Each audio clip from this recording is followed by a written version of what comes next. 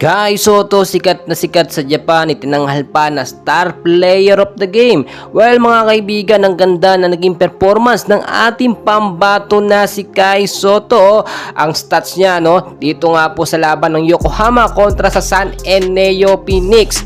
23 points, 10 rebounds at 1 assist. And so far so good, napakaganda ng naipakita or naipamalas ni Kai Sotto. First half ng game, nakita naman natin nahihirapan si Kai Sotto makapuntos at ang lakas ng depensa talaga ng San Eneo Phoenix hanggang second quarter yan ilang puntos lamang si Kai Sotto, 7 points with 5 rebounds and 1 assist. Well, pagdating nga po ng second half, dito na talaga naghalimaw ang ating pambato na si Kai Sotto. Nakita nyo naman yung mga pasa ni Yuki Kawamura kay Kai, parang instinct na alam na agad ng ating pambato na si Kai Sotto. And so far ngayon, alam na po ni Coach Aoki Taketo ng Yokohama kung paano gagamitin ng maayos ang ating pambato na si Kai Sotto. Mahabang minuto lamang kinakailangan ni Kai, maganda at maayos na pasa ng mga kakampi. So nakita nyo, hindi bakaw yung mga teammate ni Kai Sotto dito sa Yokohama. Kahit more on kay Kai Sotto yung highlights ay nakita naman natin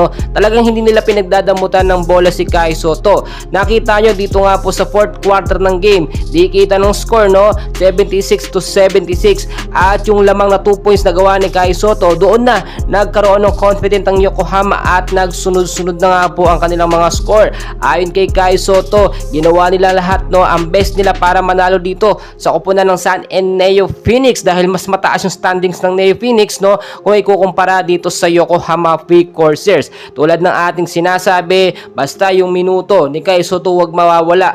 Yung first and second quarter hanggang third and fourth quarter, bigyan ng minuto si Kai Sotto para mahirapan makapuntos po or ma-stop yung mga scoring machine. Diyan natin nakita mga kaibigan ng full potential ng ating pambato na si Kai Sotto, which is hindi tayo binigo. And so far, napakaganda ng performance. Ito yung sinasabi natin talagang sisikat si Kai Sotto dito sa Japan. At yung sinasabi ni Coach Timko na idodomina ang Asia ay talagang posible dahil nakita nyo naman 7-footer Kai Sotto, big man ng Pilipinas, pure-blooded Pilipino, nagagawang makipagsabayan sa mga ex-NBA player at nakikitaan ng magandang potensyal dito nga po sa Japan B-League. Well mga kaibigan, patuloy ko po kayong i-update and please huwag kalimutan mag-like and subscribe. Maraming salamat po.